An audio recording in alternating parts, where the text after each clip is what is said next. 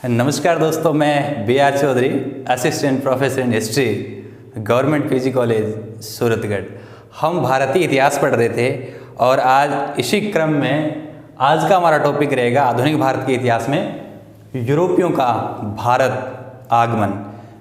Europe की जो यूरोपीय कंपनियां थी वो किस तरीके से भारत आई और ये पूरा टॉपिक रहेगा। तो इसमें हम देखेंगे, यहाँ से कंपटीशन एग्जामिनेशन में एक दो सवाल आते ही आते हैं। तो आइए शुरू करते हैं यूरोपियों का भारत आगमन। देखिए, यूरोपियों का भारत आगमन।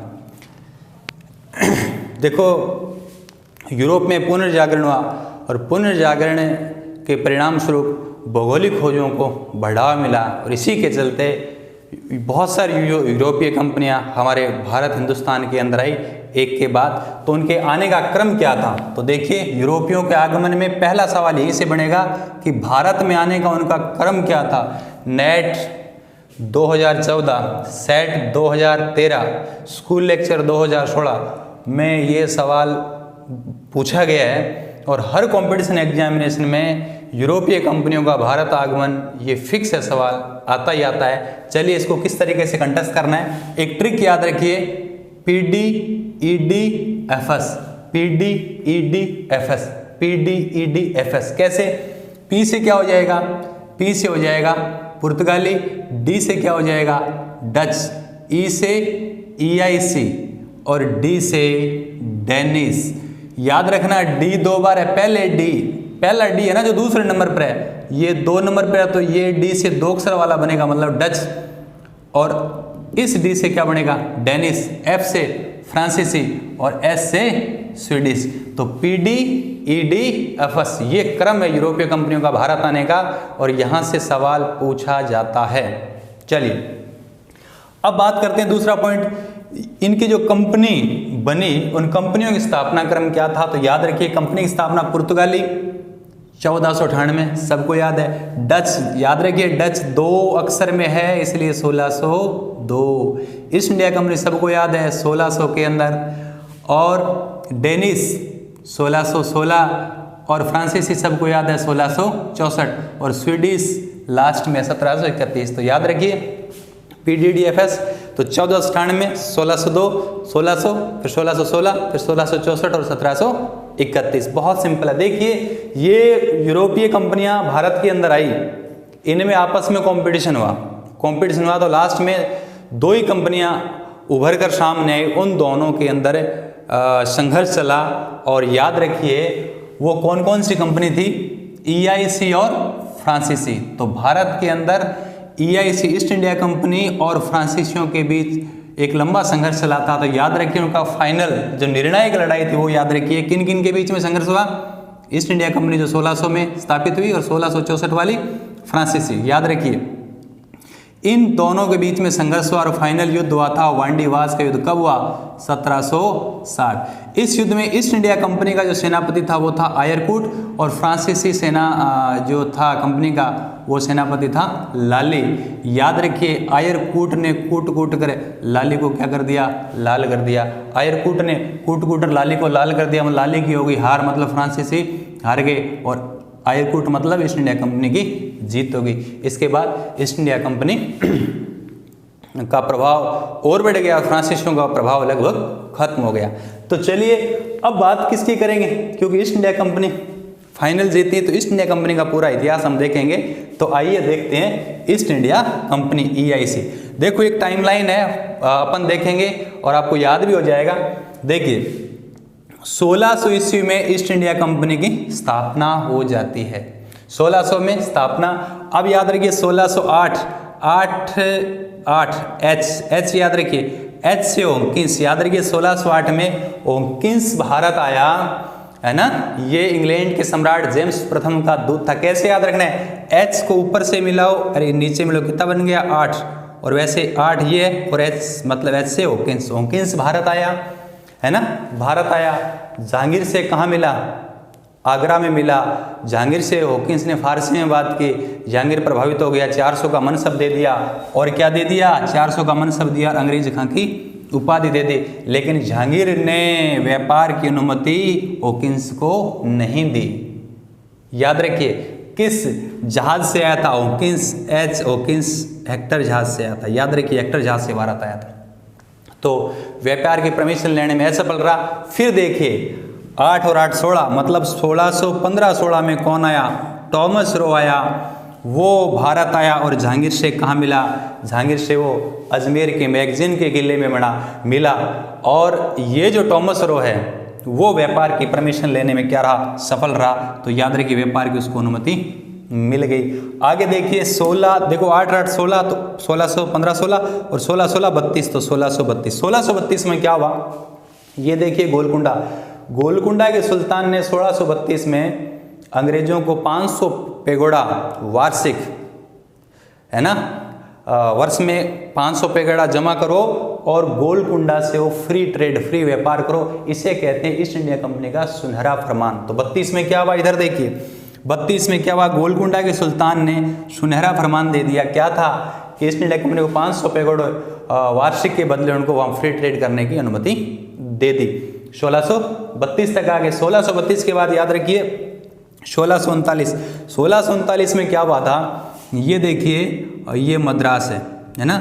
1639 में याद रखिए चंद्रगिरी के राजा से अंग्रेजों ने मद्रास पट्टे पर लिया और लेकर यहाँ फ्रांसिस डे नाम का अंग्रेज अधिकारी है, उसने किला बनाया और उस किले का क्या नाम है? बहुत सिंपल है, सेंट जॉर्ज। तो याद रखिए 1639 में फ्रांसिस डे ने मद्रास में किला बनाया, क्या नाम है? सेंट जॉर्ज, याद रह जाएगा। फिर याद रखिए 1639 के बाद 1651 में क्या हुआ था? बंगाल का जो था गवर्नर कौन? शुजा। 1651 में शुजा की क्या दिक्कत हो गई? उसकी हरम की एक स्त्री बीमार हो गई, तो अंग्रेजों ने उसका क्या कर दिया? इलाज कर दिया। तो शुजा ने बंगाल में अंग्रेजों को व्यापार करने की छूट दे दी। तो 1651 में देखिए शुजा ने बंगाल में स्वतंत्र व्यापार की अनुमति दे दी ईस्ट इंडिया कंपनी को। क्यों? क्योंकि हरम की स्त्री का अंग्रेजों ने, डॉक्टरों ने क्या कर दिया था? इलाज। कहाँ तक आ गए? 1651। अब बढ़ेंगे आगे, 10 और मिलाओ। 1661 में क्या हुआ था? ये देखिए मुंबई है, तो इंग्लैंड का राजकुमार है चार्ल्स सेकंड और पुर्तगाल की राजकुमारी है कैथरीना ब्रेंगेजा। तो पुर्तगाल की राजकुमारी कैथरीना ब्रेंगेजा की शादी होगी चार्ल्स सेकंड इंग्लैंड के राजकुमार से। तो 61 में देखिए चार्ल्स सेकंड जो इंग्लैंड का राजकुमार है की शादी होगी किसके साथ? कैथरीना ब्रेंगेजा जो पुर्तगाल की राजकुमारी थी। तो बम्बई पुर्तगालियों के पास था, तो इस चार्ल्स सेकंड को बम्बई क्या दे दिया? दहेज में दे दिया। तो इस तरीके से मुंबई है 1661 में इंग्लैंड के पास आ गया। अब इंग्लैंड का राजकुमार ने क्या किया था? 68 में 7 साल बाद इस बम्बई को ईस्ट इंडिया कंपनी को 10 पाउंड वार्षिक किराए पर ईस्ट इंडिया कंपनी को दे दिया। अब 68 में ईस्ट इंडिया कंपनी ने किराए पर ले लिया। अब याद रखिए 1687 में क्या किया? मुंबई को ईस्ट इंडिया कंपनी ने पश्चिमी तट पर क्या बना लिया? हेडक्वार्टर बना लिया। तो याद रखिए 1627 में बम्बई को पश्चिम तट पर हेडक्वार्टर बना लिया। याद रखिए बम्बई के संस्थापक है ना जी आंगियार। तो इनके संस्थापक बम्बई कौन हो जाएंगे? जी आंगियार। कहाँ तक आ गए? 1687। अब याद रखिए बात करेंगे 1698 की। 1698 में याद रखिए ईस्ट इंडिया कंपनी ने क्या किया था? बंगाल के 3 गांव थे, कालीकट, गोविंदपुर और सुतानाती।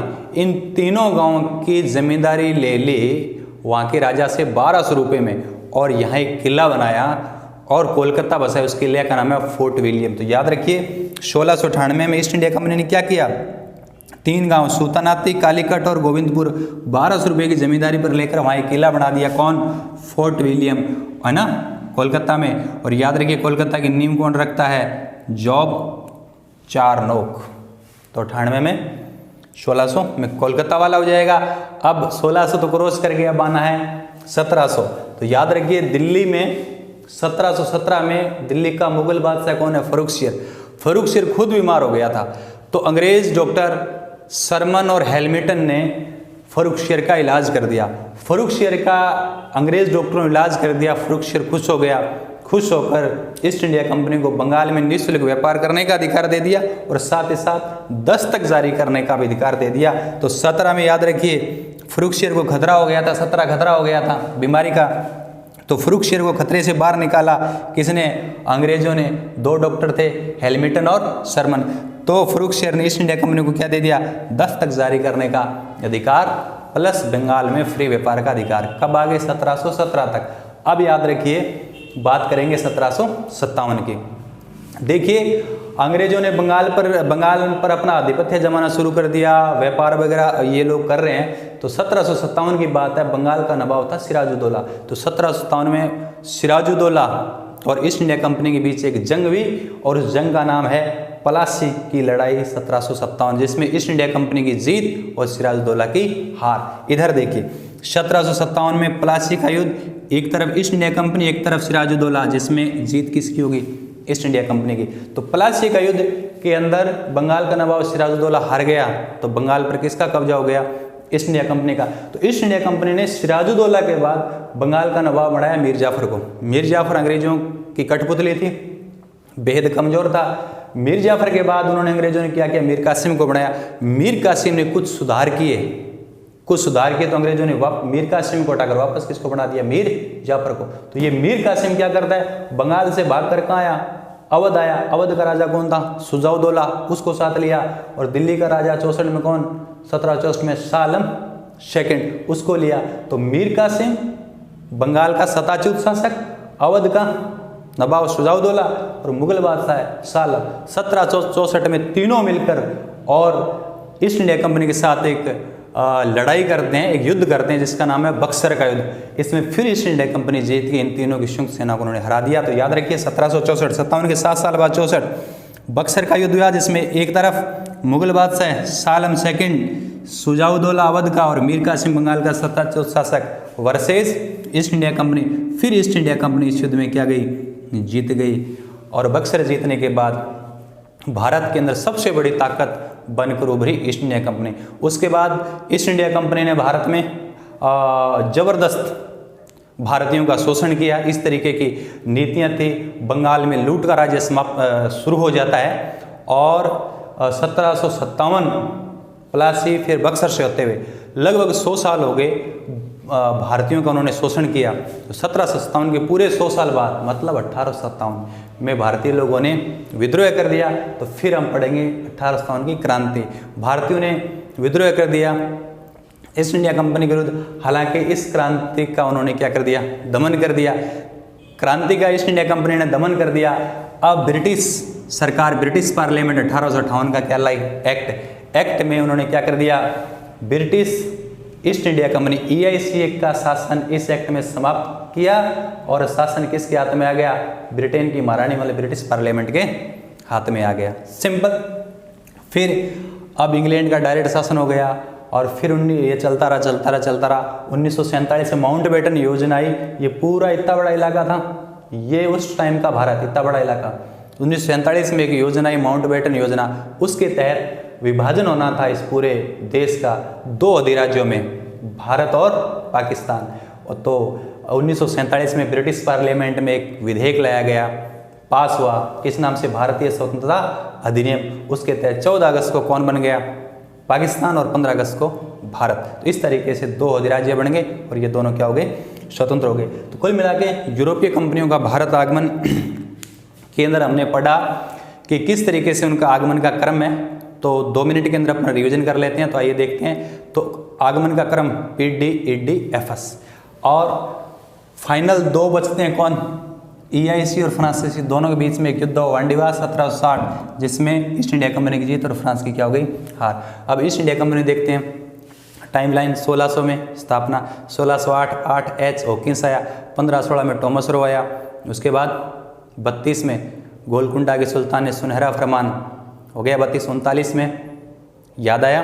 39 में मद्रास वाला है ना, मद्रास का किला सेंट जॉर्ज। 39 के बाद सिंपल। 51 बंगाल का शाह सुजा ने हरम की स्त्री का इलाज करने के कारण ट्रेड का फ्री कर दिया ट्रेड। 51 के बाद 61 में मुंबई को दहेज में दे दिया चार्ल्स सेकंड को। 68 में उसने क्या किया? 1668 में ईस्ट इंडिया कंपनी को किराए पर दे दिया। 87 में पश्चिम तट का क्या बन गया? हेडक्वार्टर। 98 में कोलकाता, फोर्ट विलियम। ठीक। 1717 में फर्रुखशियर ईस्ट इंडिया कंपनी ने 10 तक जारी करने का अधिकार दे दिया।